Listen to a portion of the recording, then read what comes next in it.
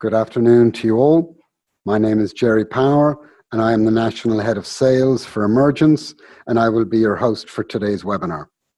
The webinar series is an ongoing feature of our education initiative to build the cyber knowledge of our broker partners and their clients. As usual, we've got a big audience with over 900 brokers and clients listening today, which gives you an insight into how many of you are interested in building your knowledge on cyber. I'm pleased to advise all attendees will be entitled to 1 CPD point for attending today's webinar. As many of you would know, cyber issues are one of the most topical issues within the insurance industry today, largely because of the amount of data breaches we're hearing and seeing in the media. Today, we would like to share with you our insights into the results from the latest report into the Notifiable Data Breaches Scheme, which came out last week. Ahmed will discuss how cybersecurity can protect your client's business. Troy will walk you through the differences between social engineering and cyber theft. And one of the most requested topics by brokers is claims examples. So today, our legendary Jeff Gonlin will walk you through some interesting claims that Emergence have managed in its own portfolio recently. And finally, I will give you a demonstration of the Emergence Quote and Bind portal, which many of you have requested. We planned for this webinar to go for 50 minutes with an additional 10 minutes for Q&A. Our promise to you is we will wrap this up in an hour so you can get back to your businesses. If you want to post a question during the webinar, please use the question icon on your screen, and we will try and answer as many questions as possible in the Q&A session or before. As a thank you to all of you who have joined the webinar today, we're running a competition to win a fantastic Google Home for any of you who follow us on LinkedIn between now and next Tuesday, and I'll provide you with more details later. So as you can see, we've got plenty to share with you today. As usual, if you've got no idea what I'm saying, just follow the slides. Before we get into things, I want to thank all the brokers who recently voted for us in the Brokers on Underwriting Agency survey conducted by Insurance Business. We are very proud and humbled to have won the 2 cyber categories, which were the cyber category for the best coverage, deductibles, education, and technology platform. This is the first time we've won this award. And the Broker's Pick Award, which is the top cyber insurance product provided by the agency market in the last 12 months. We've now won this award 3 out of the last 4 years. So thank you so much for those of you who voted for us. We really appreciate you showing us how much you value the effort the amazing Emergence team puts into supporting your businesses. It's amazing what's possible even when you've got Troy at the helm. Don't show this picture to your kids. It'll damage them for life. But for your information, we're in the process of getting professional pictures done of the team, but you've got no idea how difficult it is to get a photographer when you show them what they have to work with. Anyway, we'll keep trying. As you all know, the Notifiable Data Breaches Scheme came into effect in February of this year. Recently, the Privacy Commissioner released their 3rd report into the scheme. The report highlighted what Emergence expected, which was a continued increase in data breaches being notified to the Commissioner. Bear in mind, what is being reported is only those data breaches that companies have chosen to report. It does not deal with the issue that we believe is lurking in the business community, which is rampant data breaches that are still being hidden from customers or the public. The latest report shows us that there were 245 data breaches notified in the last 3 months alone, and the 2 key drivers of data breaches were human error and criminal attacks. The number of data breaches is increasing every quarter. Since the NDB scheme came into effect, we've had 550 data breaches reported. Putting this figure in perspective, for the 12 months prior to the NDB scheme, there were only 114 notifications in total. So what information has been stolen? Contact information such as name, address, and emails are by far what has been compromised. Of more concern is that 85% of data involved contact information and 45% of breaches included bank account and credit card information. As I mentioned before, the two main sources of data loss are malicious or criminal attacks and human error. Ahmed will talk about the malicious breaches in a bit more detail later. What I would like to concentrate on is the issue that concerns me most, which is the human error factor. As humans, we have that great skill of finding new ways to make mistakes. The latest report shows us that employee mistakes are seen in 37% of data breaches.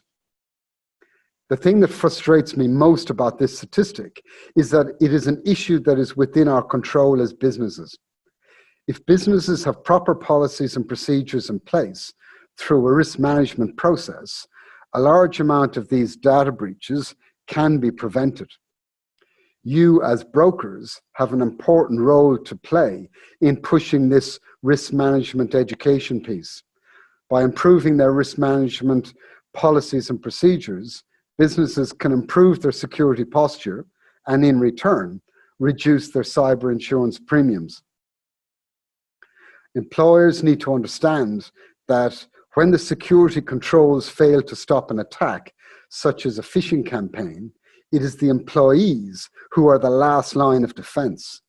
It is the staff who need to be educated to identify a dodgy email or a suspicious invoice. The latest report also shows that some employees are just not paying attention, whether it is emails or mail sent to the wrong person, or staff CCing the entire world instead of blind copying them. It is interesting to see the number of people who have been impacted by human error mistakes. On average, 633 people are impacted by businesses who fail to redact or hide personal information. And 494 people on average are impacted by businesses sending out group emails where people's identity are not blind copied. The other interesting insight provided by the new quarterly report is the industries impacted by data breaches. For the third report in a row, the healthcare industry proves to be the industry that is the worst performer for keeping data secure. This is probably why a number of insurers in the market won't even write the healthcare industry. Interestingly, in the dark web, medical data is approximately 9 times more expensive compared to credit card data.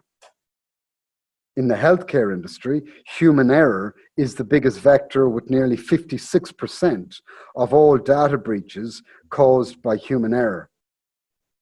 The experience shows unauthorized disclosure of personal information, sending emails to the wrong person, and loss of USB devices are the main reasons for data loss.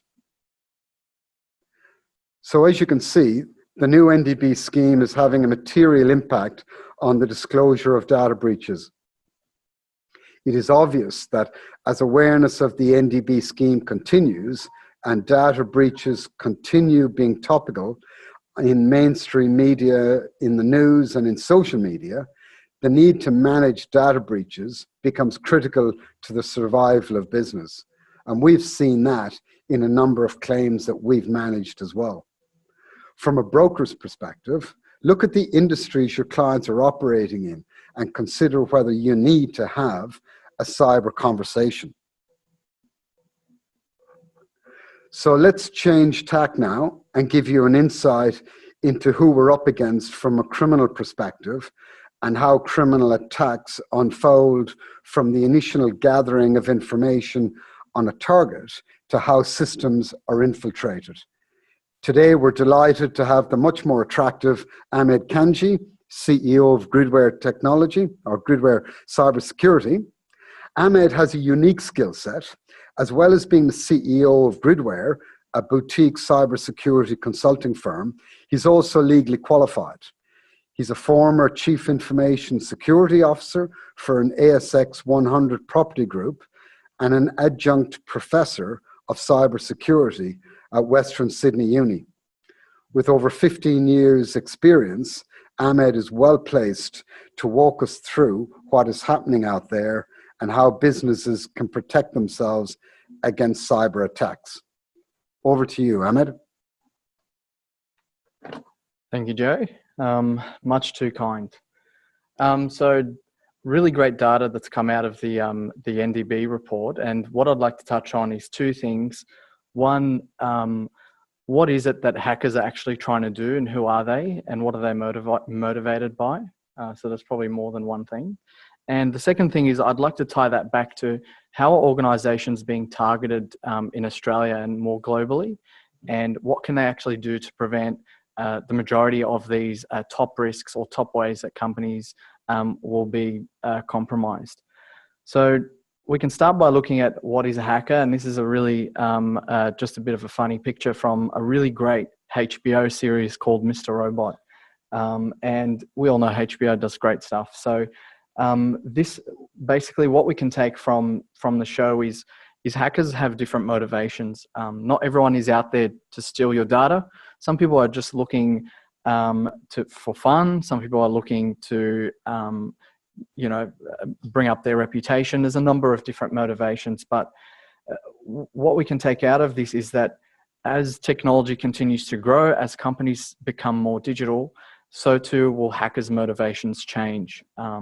Not everyone is motivated by money, whilst you could potentially say most hackers will be motivated by money, not all of them. And I'll talk a little bit about what the data says in research. So just quickly looking at malicious attacks, which is one component of the many ways in which companies are being compromised. It's the primary way that companies are being compromised. And if you break it down, you find that what's being reported to the government or the Privacy Commissioner is in fact that phishing, which really is a form of fraud. It can be done by email. It can be sent through the phone call. It's a form of manipulation aimed to compromise or leak your data. Other things they can do with phishing is try and grab information from you. So things like your banking details, financial information, insider information. There's a number of things they can be after. But phishing predominantly has been a big component of the ways that companies are being attacked. Other things like brute force. So these are thousands and thousands of attempts to unlock your passwords. Unfortunately, many companies are not doing a deep dive into their security controls. So things like locking people out after a couple of attempts. Not every company has these sort of controls. And so brute force attacks is another primary one. And stolen credentials. So how many of your employees have gone and registered using their work email on a number of any websites, whether it's registering for this webinar or registering for any service online?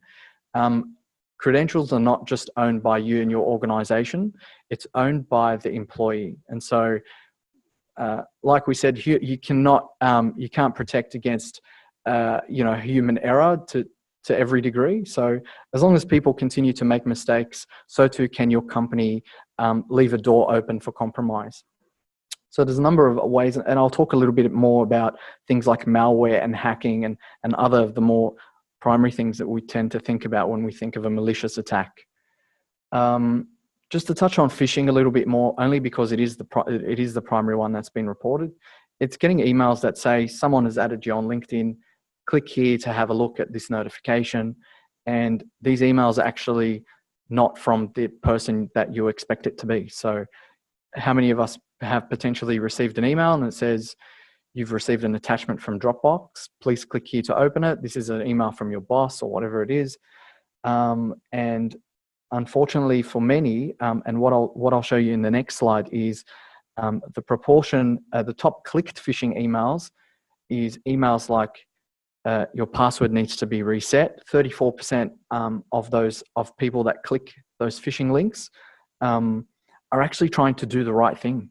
And that sort of good nature of the good practice is being manipulated by attackers to try and get information out of them. So they'll go in and it'll say your password's expired. Please put your new password in. And it seems pretty common sense, and it seems like a dumb thing to do, but hackers get smarter and smarter, and they make the emails appear like it's legitimate. And unless you have a huge magnifying glass, you're not going to know whether something's legitimate or not. And I'll talk a little bit about what are some things organizations can do to try and limit their exposure and reduce the risk that they'll actually click something that's not from who it's intended to be. So staff training is one of the largest, is ranked amongst the categories that's made the least progress in terms of companies uplifting their cybersecurity frameworks. And this is in reference to the NIST, which is a American standard that many people are familiar with. But another statistic is that 87% of global executives view untrained staff as the largest cyber risk to their business. So think about what is your organization, what are your clients' organizations doing about cybersecurity awareness training.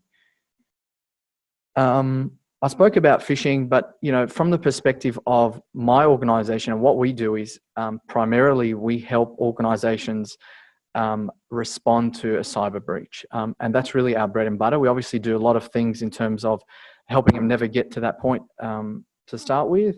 But what we've seen, and this is really contrary to what's being reported to the Privacy Commissioner, is that the primary threat to companies today remains the insider threat.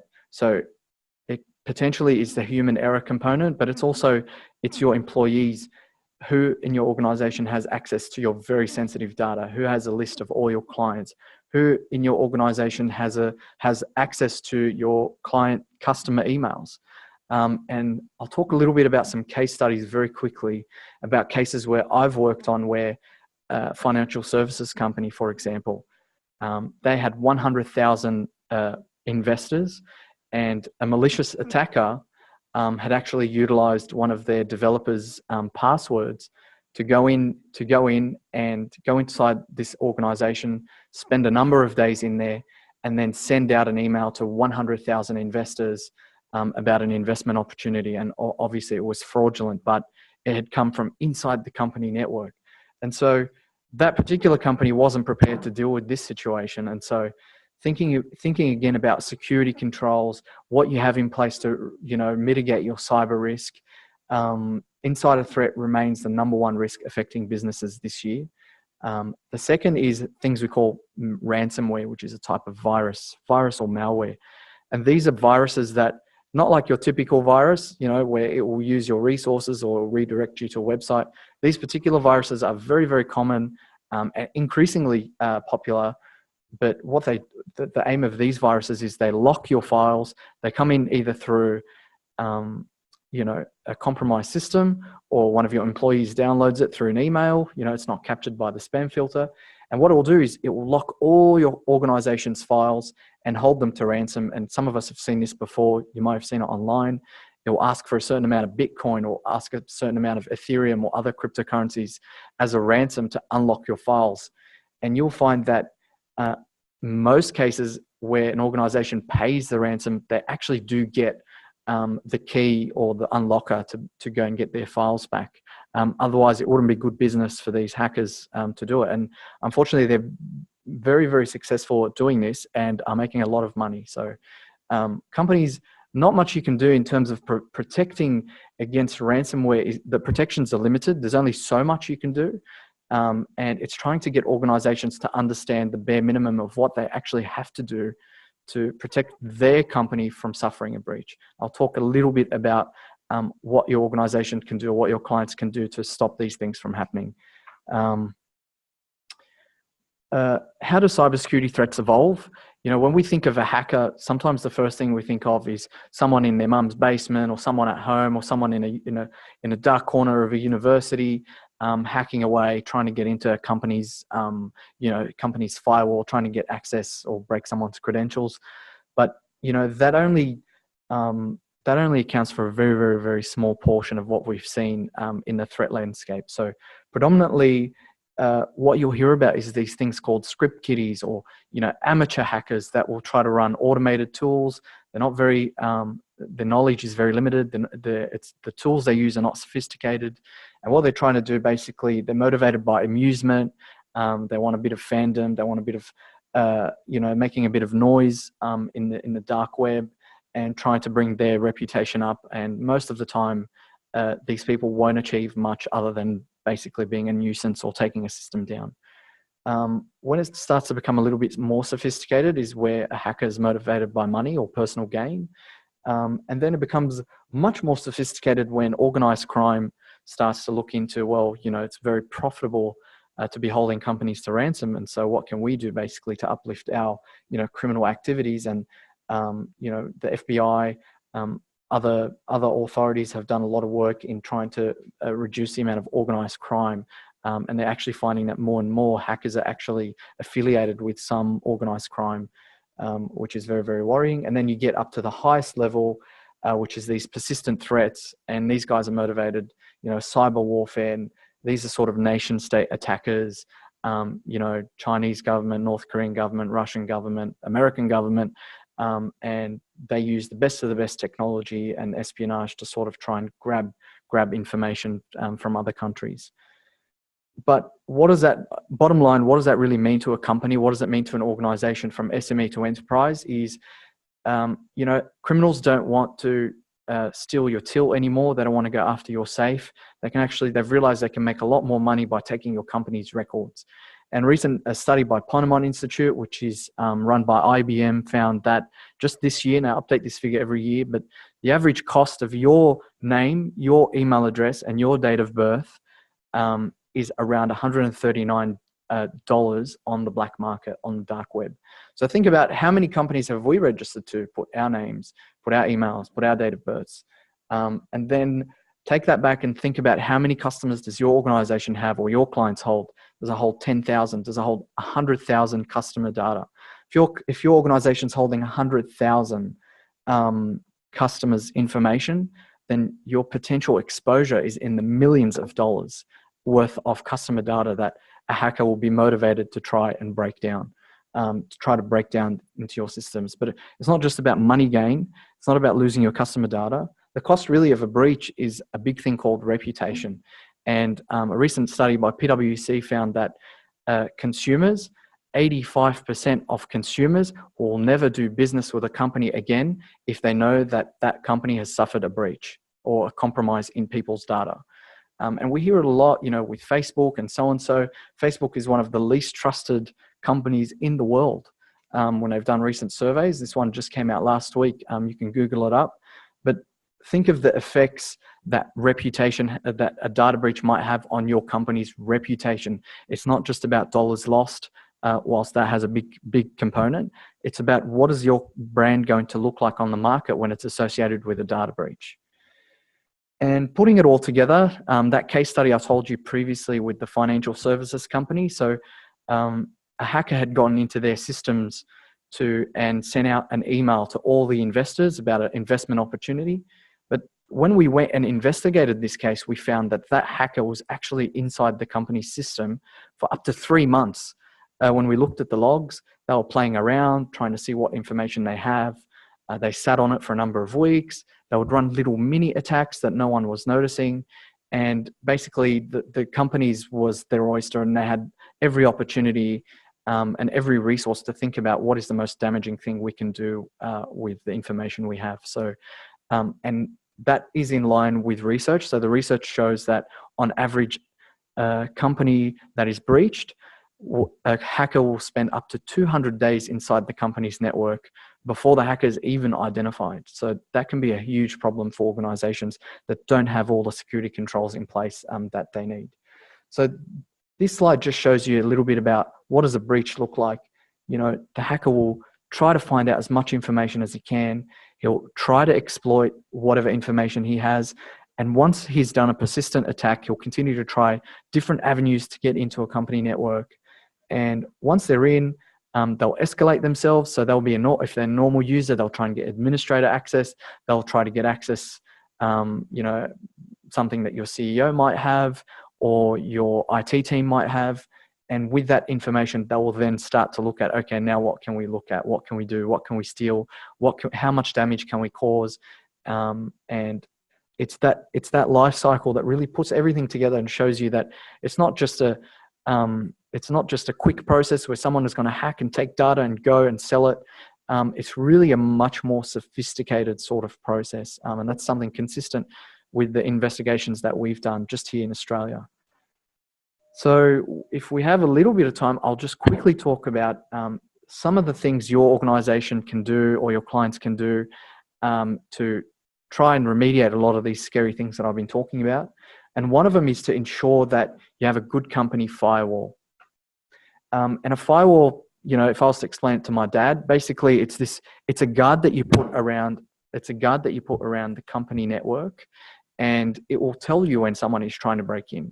It will have controls, and you can also whitelist, blacklist. So you can say, there's no need for any country other than Australia to be trying to access anything in my drives, anything on my office.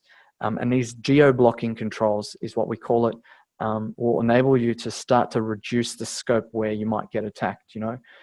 If you want to stop all emails coming from Nigeria, you can do that. Not that many people still fall for those, but you'd be surprised. If you want to stop all traffic from China and Russia and all these other high-risk countries, you can do that quite easily with a good firewall. We've worked on some cases. We worked on some incidents where businesses have suffered millions of dollars of loss. We came in and said, okay, well, what's your antivirus? They said, we don't have an antivirus. We use Windows. We don't have any antivirus. I said, well, how many people in your IT team? And they said, well, we got 6 people in our IT team.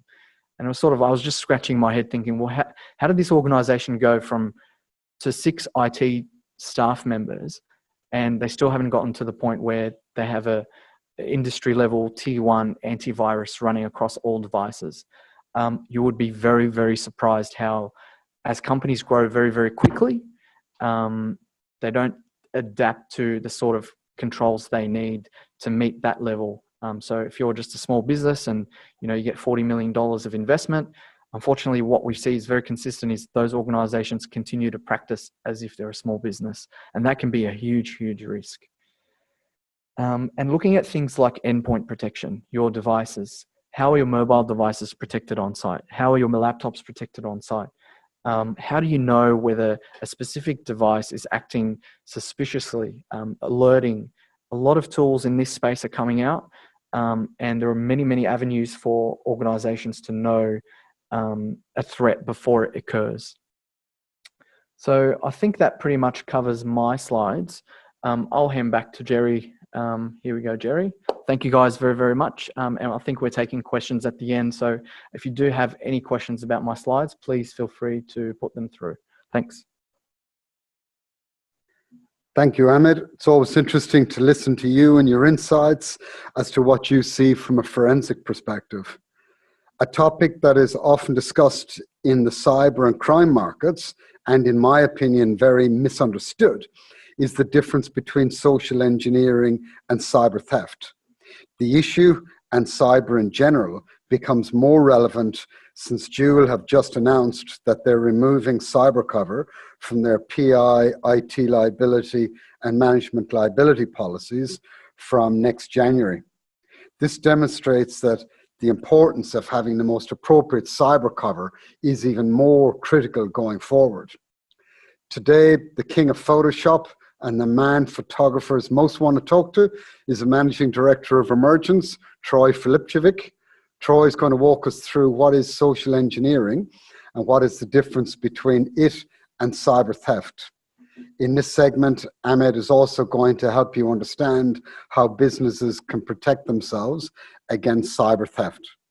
Over to you, Troy. Thanks for the cameo role, Jerry. Much appreciated. I'm actually quite nervous on my debut in the webinar series. So here we go. Jerry's kindly given me a couple of minutes to talk through the differences between cyber theft and social engineering. There's been a disproportionate amount of noise compared to the risk that it represents to businesses. There's currently a lot of confusion in the market about what social engineering is and what it isn't. And because there's no clear definition, each underwriter has different definitions and assertions. And I want to provide you with the tools to be able to decipher the jargon. So firstly, cyber theft.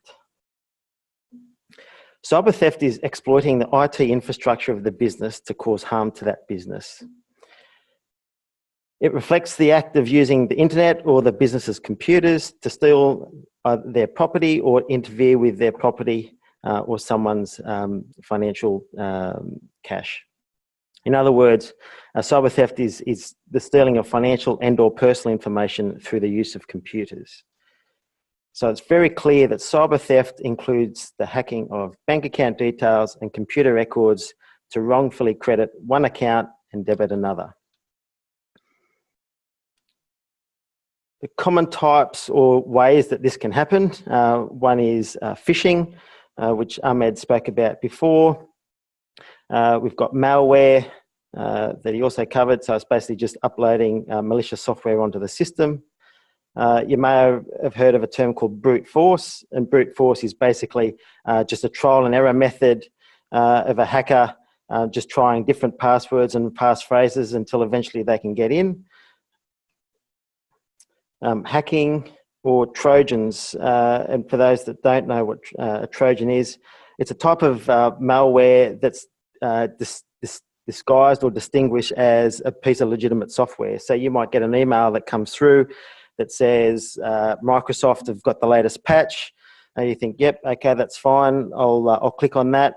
You click on it thinking that you're uploading the latest patch, and lo and behold, you're uploading some malware that allows the hacker to get into your system. So clearly, cyber theft results in the hacking of the IT infrastructure of that business. Now, social engineering. Social engineering is a term without a unique meaning. It's ubiquitous in nature. It's used as a catch-all phrase, and as such, it's open for misinterpretation.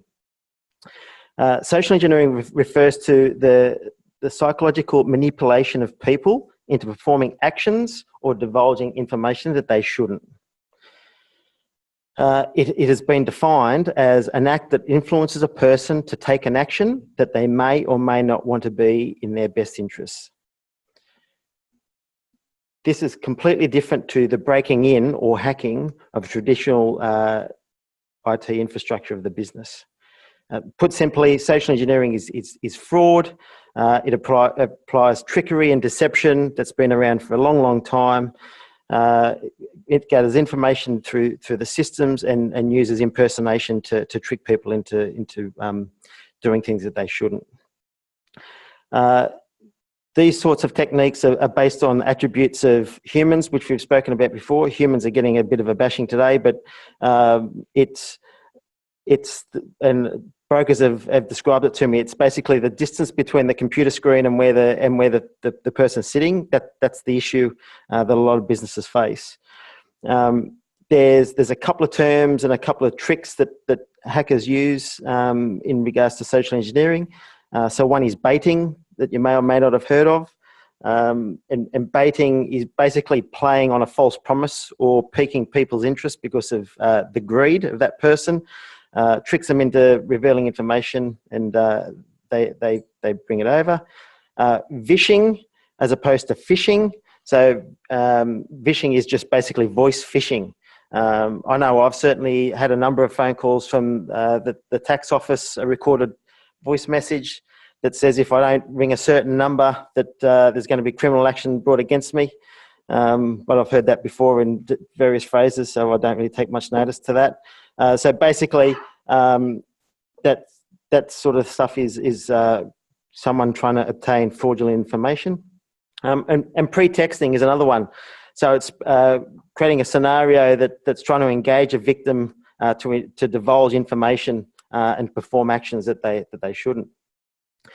Jeffrey brought this one up yesterday, I think it was. Interpol defines social engineering as fraud and can be split into two categories. So one is mass fraud. So basically, a basic technique that's just aimed at everyone, doesn't precursor anyone, doesn't target anyone. It's just a blanket. We'll put it out there and we see who we can capture in the net. And then there's those targeted frauds where there's a high degree of sophistication around it, where they're specifically targeting individuals or companies. So it's a basic formula that they use. It's basically gather information on the target, develop that relationship between that person, get some trust, and then start to exploit those vulnerabilities and work on the human nature. So to recap, social engineering is the exploitation of people and has got nothing to do with hacking. Hacking involves the use of computer techniques and technologies to gain unauthorized access to that system and steal financial or financial funds, cash. The other way that I like to describe it, and I'm sure many of you have heard me talk about this before, it's if we cast our mind back 10 years ago, where you come home from work and you go to the letterbox and you find a letter from your long-lost cousin in Nigeria who's just looking to park $50 million somewhere, and all he needs is your bank account. All social engineering is basically the digitization of that. So no longer is it ending up in your letterbox at home. It's ending up in your inbox at work or your Hotmail account, etc. It's basically there to extract you to do something that you shouldn't, trick you into doing something, and as such, that's when people trip themselves up. So human error is a huge issue around this, and there's simple steps that you can take that people can implement. They're quite simple to help reduce the risk of this, and I'll bring Ahmed back to just touch on those. Thanks, Troy. I think you talked about this one. So how do you defend against cyber theft? A few points you can take away. One is set strong passwords. And when we say strong passwords, not necessarily these complex ones with a lot of dollar signs and a lot of @ signs and explanations and ampersand, but setting passwords that are long enough to prevent these brute force attacks. So the more characters you have in your password, just think of it this way: the more characters, the extra 100 years the computer needs to work to actually crack your password. So setting a strong password and not sharing the same password across multiple devices. So if you have a Hotmail, basically, and you haven't used that email for many years, and you signed up to a whole bunch of things with that one, 10 years ago, don't continue using the same password for your company email. Don't continue to use the same password for your company email that you do for your bank account. And that way you can really limit and reduce the scope that you might actually be affected by a cyber theft. The second one is, even though you've set strong passwords, wherever you can, and I cannot stress this as much as I can, I cannot stress this as much as I do every single day, is use two-factor authentication. Two-factor authentication is most of your accounts, most of your emails, most of your bank accounts can all support it. Just think of it, do you know when you try to send someone money using your bank and it sends you an SMS and it says, please put this code just to confirm that it's you're the person that's initiated this? You can do the same with your email, so that whenever you log into your email on a brand new computer or from a brand new location, like, you're going to Thailand for a holiday, your computer will ask you to, or the login will ask you to verify, even after you've put the password in, that you are the holder of that account. And you can do that using your mobile with some very, very basic mobile apps. You can use Google Authenticator or Microsoft Authenticator, depending on the various accounts that you're using. I'd say 90% of most accounts will support multi-factor authentication. If they're not, send them an email, send them a message. They should be supporting it. The other thing companies can do now is introduce policies and procedures that ensures, if you have cybersecurity controls to reduce cyber theft, who is going to be testing these controls? How often is your IT team going to be made accountable to a certain standard? How often are you going to be testing these controls? Do you have an internal audit or an external audit team that's going to be coming in and checking whether these controls are in place?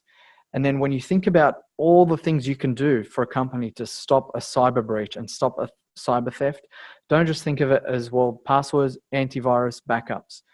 There's a number of tools and solutions you can have. Think of it in these categories. Identify. How are you going to identify threat? Prevent, detect, respond, and educate. These are all domains in which you can protect against a cyber threat. And there's many others there that you can go back and read. Most of those we've already touched on. Most of those we've touched on before. So I'll hand back to Jerry. Thanks, guys. Thank you, Troy and Ahmed. Let's move on to the important issue of why businesses buy cyber insurance, and that is claims. Jeff Gonolin, our legendary US Brains Trust, is with us again today. Jeff is the head of underwriting and product development for Emergence. As you can see from Jeff's picture, he's been in the insurance industry for over 35 years and has a wide range of experience across Europe, US, and Australia. Before joining Emergence in 2016, Jeff was General Re's regional chief underwriter for all casualty, FAC, and program business across the Asia Pacific region. Over to you, Jeff.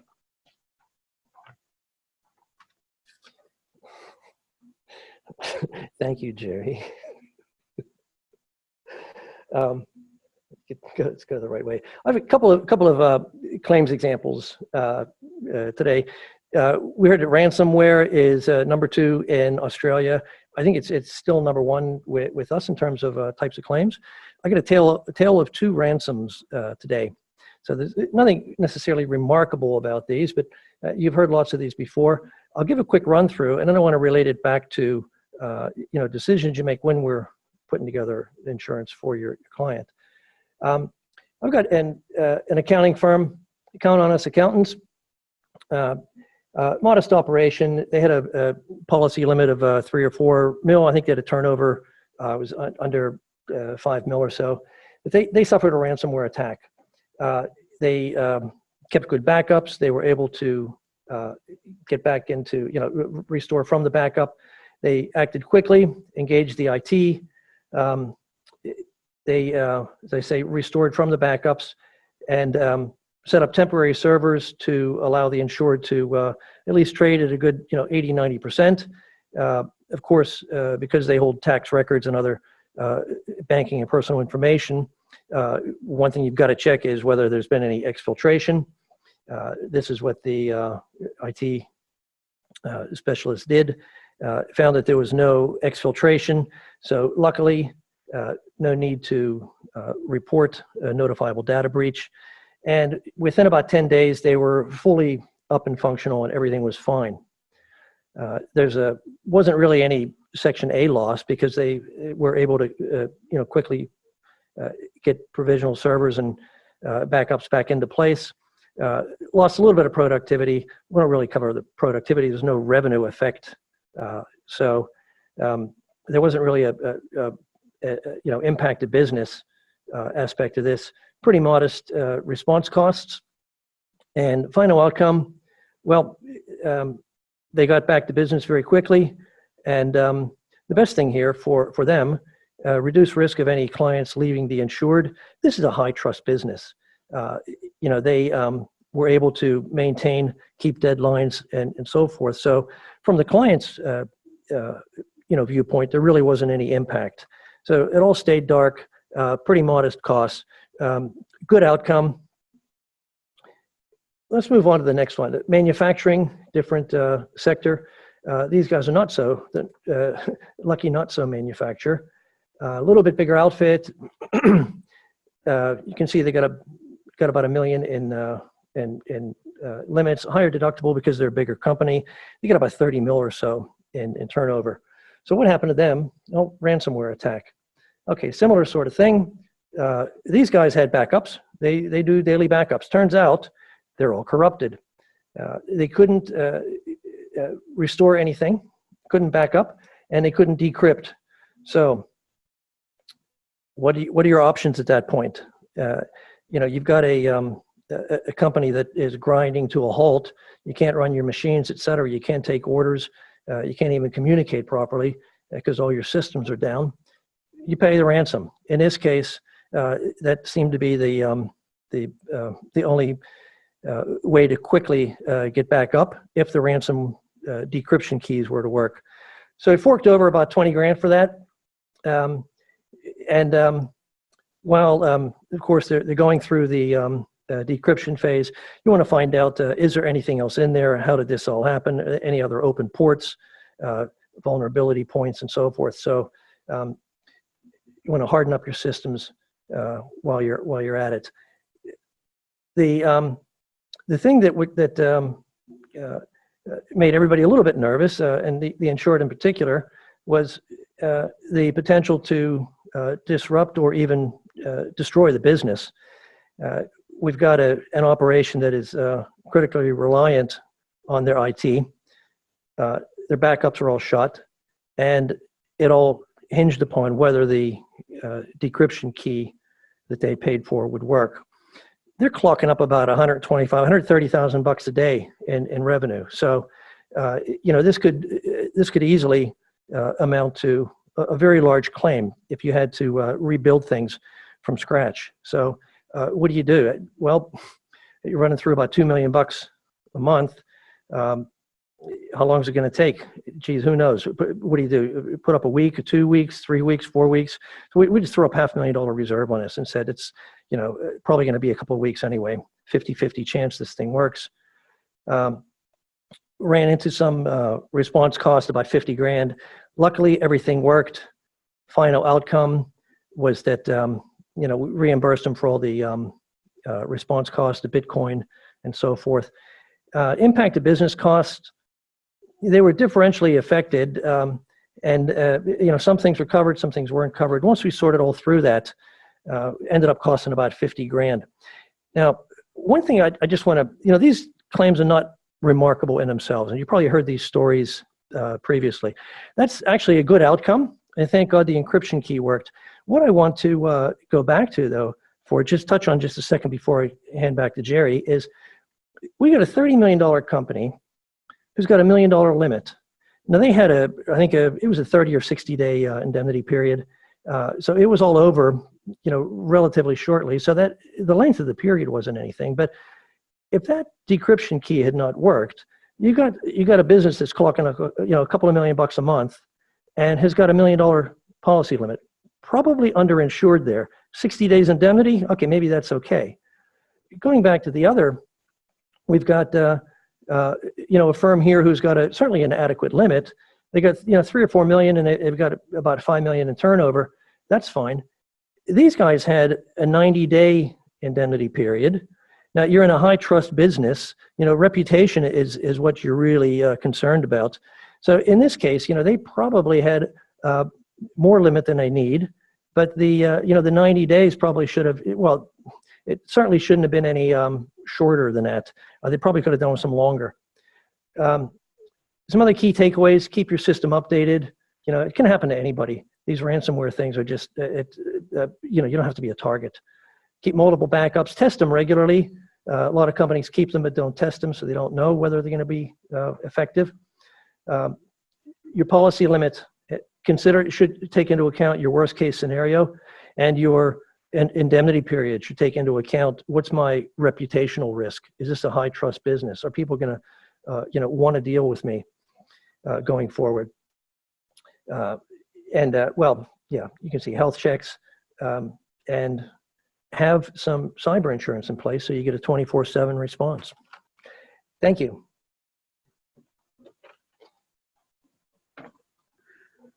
Thank you, Jeff, for sharing your thoughts on some of the recent claims we've been managing. As many of you would know, brokers who have access to the Emergence portal have the ability to quote and bind risks 24/7. We've invested heavily in technology to provide you with a streamlined portal to access cyber quotes and to bind cover.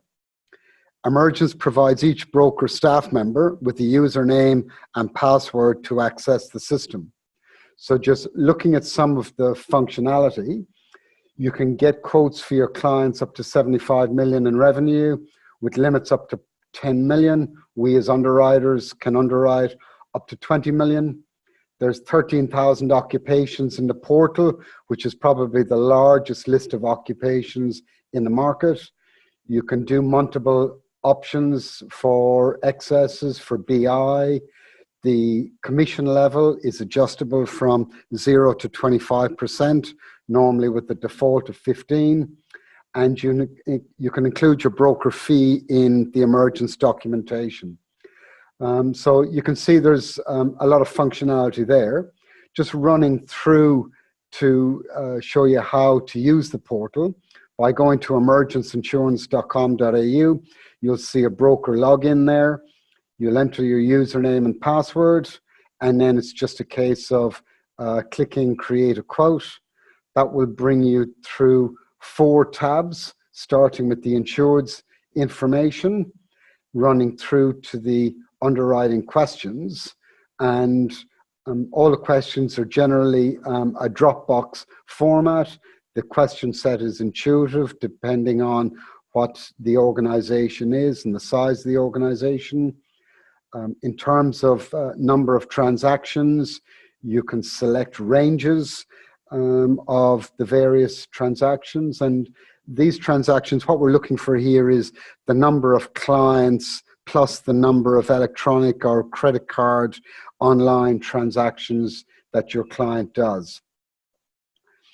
There's a number of options for answers, one of which is don't know. So the reason we built a don't know option in is basically acting on your feedback as brokers, where what you wanted to do is start a conversation with the client when you mightn't have a complete underwriting picture of the business. And what we allow you to do is to get a ballpark indication so that you can start a cyber conversation with your clients. So various underwriting questions there. You can then add optional extensions in the portal. So for contingent business interruption, which is like your supplier's extension under an ISR, tangible property cover if your IT infrastructure gets fried in an attack, or the cyber theft, which Troy and Ahmed spoke about, as well as the telephone phreaking. Then you get to basically build the program. You've got limits from 250,000 through to 10 million with optional excesses and indemnity periods. And then you can adjust your commission, as I said, and include your broker fee. Once you do all that, press calculate, which will generate the premium. And then in order to get the formal terms, just click finalize quote. And that email, that formal quote will be emailed to the person who's logged into the portal. Whilst the documentation is emailed to you, the Documents tab will also hold all the documents relative to your client, and you can select an item and have it separately emailed to you. So that's the quote process. It's very simple to bind. Basically, once you finalize a quote, the green bind button will pop up. But before you push that button, there's 2 very important things you need to check. Is go to the Proposer tab and check that your inception date and your expiry date is correct before clicking bind. Bearing in mind that if you want to do a common due date, you can do any period between 6 and 12 months. Once you click on bind, then all the documents will be emailed to the logged in user, but also again in the Documents tab, all the documents will be sitting there for you. So that's basically how you do a new business. In 12 months' time, when the policy is due for renewal, the transaction will pop into the portal 45 days before renewal, and you will see a renewal transaction. Open up the transaction, all the information will be there from last year, and you go through the same process about finalizing the quote and binding. So very simple system to use, and it's available for anybody who wants access to it. So if any brokers listening today require access to the system, all you need to do is email info@emergenceinsurance.com.au and require access.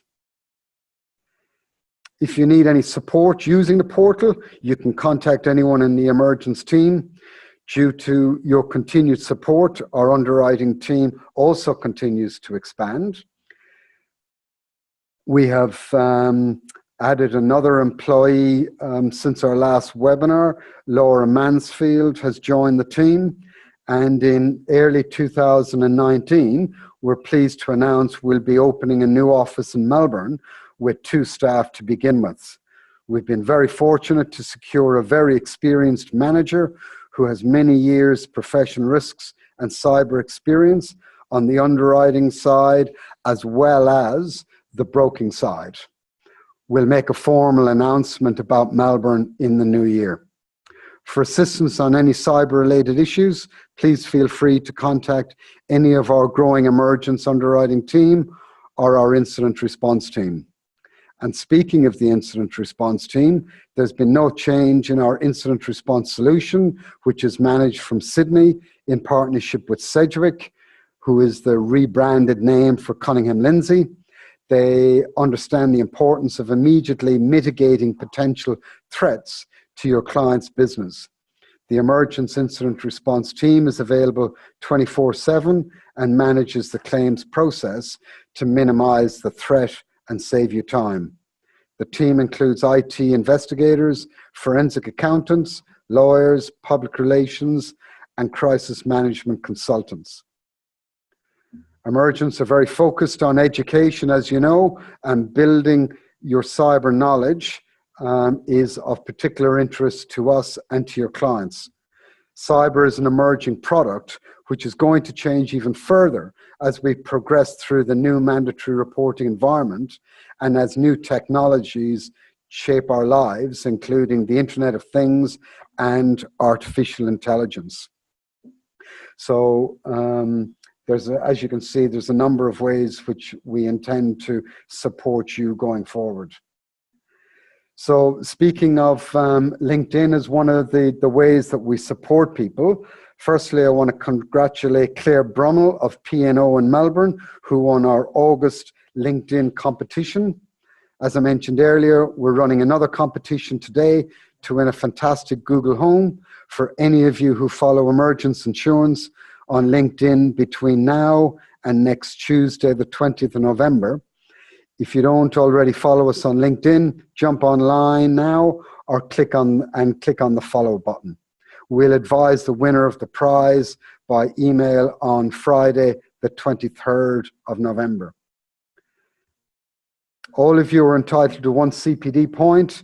We will send a certificate to you, to everybody who's registered. For those attending who are listening as a group in a boardroom, please send a list of attendees now to info@emergenceinsurance.com.au so we can issue each attendee with a certificate of attendance. Now, I'm just mindful of time. It is 2 minutes to go. We'll take a couple of questions and then we'll close the webinar off officially. But for those of you who want to stick around, we'll continue to answer questions after that.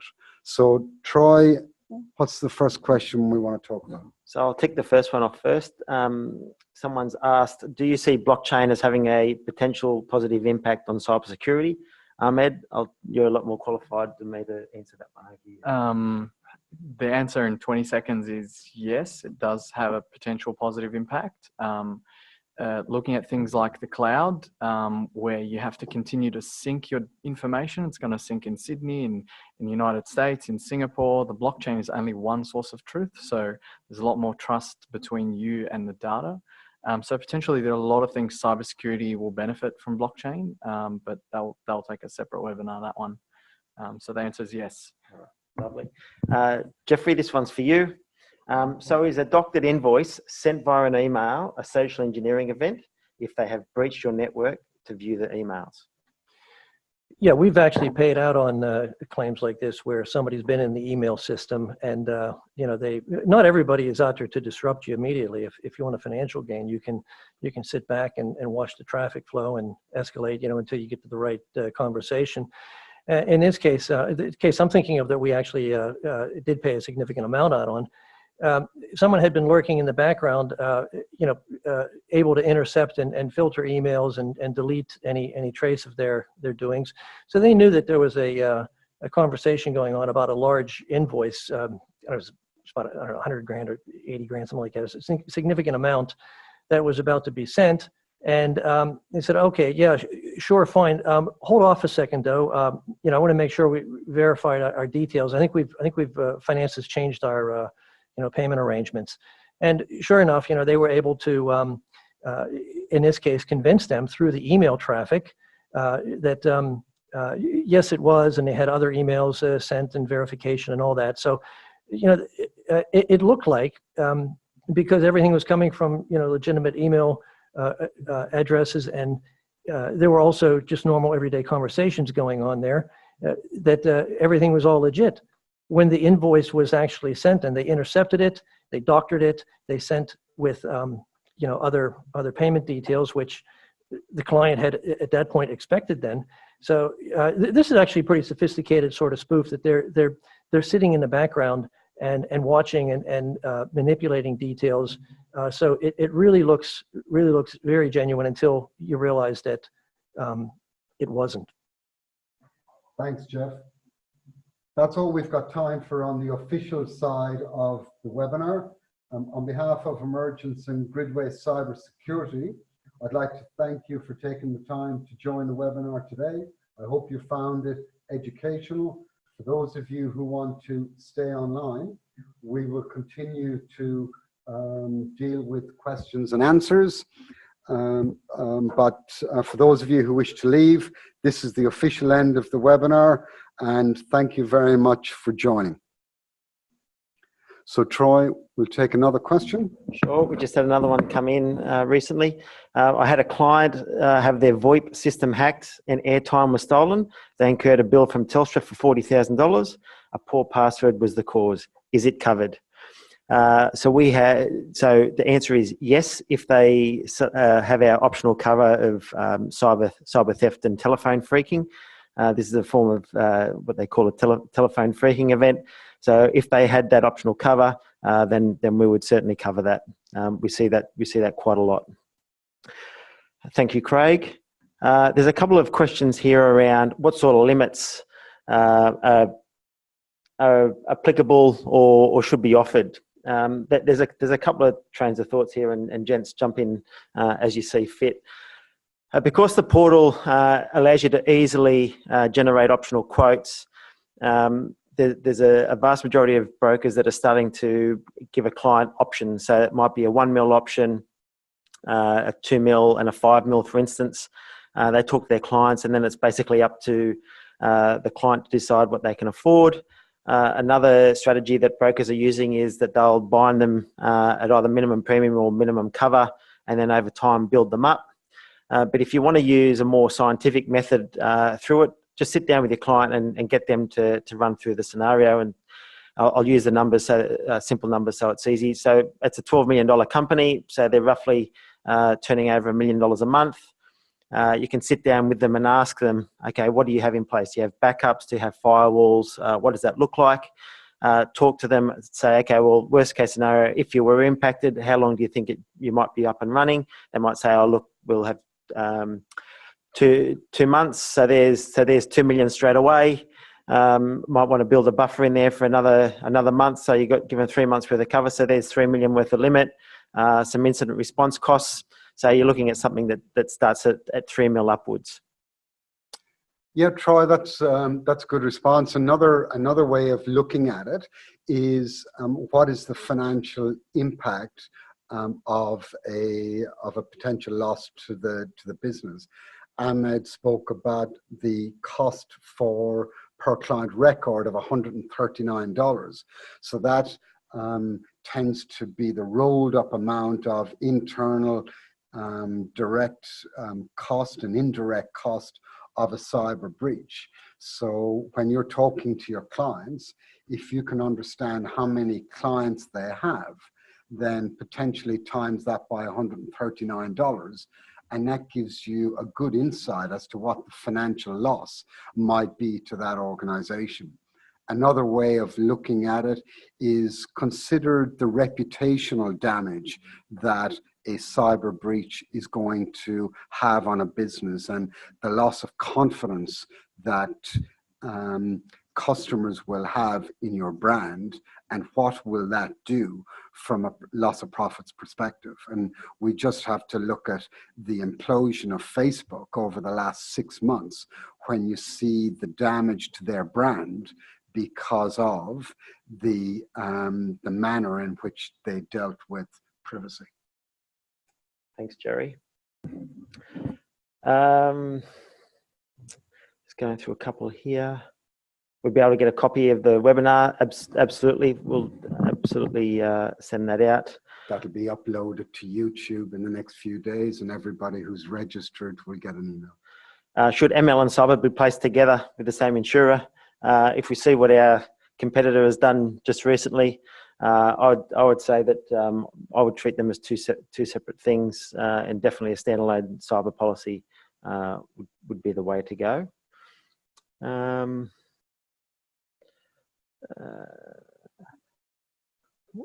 Oh, yep. Jerry, have you got one? Yep. So one for you, Ahmed, with your insights from a forensic perspective. What is encryption, and why is it a good idea to encrypt data? Well, it's a little bit complicated, but basically what encryption is, it's just using cryptography to mask the real value or the real information that's there. And where that's valuable, where that benefits a company is if you look at the way it holds REST data. So things like your company's customer list or your company's email list, or it could be things like just your working files, where those files are not being worked on, what's happening to those whilst they're at rest. So if you're not using something like a OneDrive or a Google Drive, or you're not using another document management system that may or may not be cloud, you might be putting your information at risk because whilst it's in a rest state, it's not being encrypted. So what that means is unless you have a key, and the way to grab the information after it's been encrypted is to have a key, and that key could be either your device or your computer, your workstation, then someone might be able to, so obviously without encryption, a hacker will be able to get that information and just read it plain as day. So there are ways that encryption will benefit a company. Most cloud platforms, things like using Windows, for example, will have inherently encryption involved. So when you open up your laptop in the morning and you type your password in, if no one had a copy of your password and there was no other way to get into that laptop, your actual hard drive remains encrypted. And that's now, for Windows 10, that's a default option. If you go back all the way to Windows XP, that's not the case. So if your password is not locking the device with Windows XP, all you need to do is just remove the hard drive, plug it in somewhere else, and you'll be able to read that information. So hopefully that answers it. Thanks, Ahmed. Another question? Yeah, Jerry, this one, you can take this one. Let me find it. Where is it? Question. So getting over the line, it's all good. My IT guys got this handled. What should brokers use to tick that off? Try. If I got $1 for every time I heard that statement, I wouldn't be here today.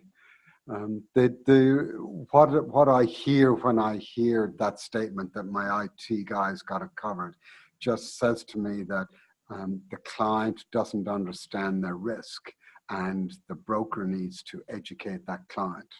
There's a number of exposures that need to be dealt with from a company perspective, and you know, over half of them have got nothing to do with the IT provider. So when you look at miscellaneous errors, which is your human error factor, we saw in NDB that 37% of data breaches are caused by us. If you look at a denial of service attack, the criminals or competitors aren't looking at getting into your system, they're just looking at taking it down. Losing a USB in a cab or on the street has got nothing to do with the IT provider. Insider privilege misuse. Privilege misuse, which Ahmed says from talking to his clients is one of the biggest business risks that they talk about. You know, they're not hacking into your system. You've let them in. They are, in your eyes, have trusted access. So the system isn't going to protect against those. And, you know, more trending things like payment card skimmers, that they're not hacking into your system. They're just scraping the credit cards from your pocket. So as a broker, there's a number of things that you can be talking to your client about when you hear that comment that my IT guy has got it covered. Having been an IT liability underwriter for 15 years and having met many IT companies, I haven't found one that have said that they're not up to the task. Yeah, I think the IT is so central to running companies anymore that if you look, it's considered a boardroom issue. That it's key to running the managing the whole company. Yeah. One thing I'd want to add is where your IT guy says, or where your client says our IT has it covered, just remember that the Pentagon spends $1 trillion on security a year, and the Pentagon has been hacked so many times that they've actually set up a page now where a hacker can just be recognized for hacking the Pentagon. And what they've found is a lot more people have been utilizing that to gain reputation, to build their own resume, that it actually avoids the threat of the data being misused by terrorists or by nation states. And so if the Pentagon is spending $1 trillion or, you know, undisclosed amounts on security per year and can still be hacked, then I'm not sure how much of a risk mitigator your, you know, Joe IT guy really is doing the company. So that's something to keep in mind. That's very interesting. I think one of the other angles on this is, as an IT liability underwriter, my job was to review the contractual agreements between IT companies and clients. And if the IT industry does something superbly well, it's contractual management and limiting their liability in the event of something happening. So if the IT is responsible for a data breach, the reality is the client isn't going to get much out of it. I've just got one here. Are you aware of any fines and penalties that have been imposed upon a small business for a cyber breach? The answer is no, not yet. Yeah, I think just on that, you need to look at what the intent of the Privacy Commissioner and the Office of the Australian Information Commissioner is. They're introducing a big regulatory change into the business community. When you talk to them, what they're saying is our role is to educate, educate, educate. It's not a case of now that the scheme's in place, we've got this big stick to whip business. It's not their intention to do that. Also, there's a number of remedies that the Information Commissioner has before they use fines, one of which is enforceable undertaking. So I think at the moment that isn't the driver of the regulator, but I can guarantee you, if you rock up 2 or 3 times saying I didn't learn anything, well then potentially you might see a fine from that perspective. So if we take one more question. One more question. This one's for Ahmed. He can finish it off. Do you have a preferred list of antivirus providers? Is Norton's or McAfee good just because they are big, or is a Romanian provider called Bitdefender as good? So the quick answer to that is they're all good. Have something in place. We've seen companies that have been breached that had Norton, McAfee, and a number of other tools all at the same time, and they still get breached. Antivirus is really all it does is it checks whether an existing file or the way a file is operating matches any of the information it has in its own database about what's suspicious and what might be malicious. So it's not going to be very, very proactive. That's why your antivirus needs to update every day or every week. So Yeah, they all share information between each other, which is true. All their labs communicate with each other. They have industry bodies. So Bitdefender is still quite big. I wouldn't say just because they're a Romanian provider, or just because Kaspersky is is based in Russia, or just because a Israeli startup has made a antivirus company, whether it's good or not. Just have something in place and try to have something in place, not just to detect if a breach is there, but maybe to identify if something is suspicious. And then also look at what your company or what the company is doing to recover and what it's doing to respond in the event of a cyber breach. Make sure there's a control in each of those domains, not just defend. Yeah, no, that's a good point, Janet. And I think one of the points you made as part of that answer is that the antivirus software is to deal with known issues. What that doesn't deal with is things like zero-day vulnerabilities. So, when you think that you've got antivirus, you've got firewalls, you've got all these protections in place, they're designed to deal with issues that are known. A zero-day vulnerability is something that isn't known to the antivirus industry, and therefore isn't able to deal with it until they know about it. So it's one of the weaknesses of antivirus software. Unfortunately, we've run out of time. That's all the questions we have time for today. Again, thank you for your time. We hope that we've assisted in building your cyber knowledge. On behalf of the Emergence team and Gridware Cybersecurity, goodbye and enjoy the rest of your day.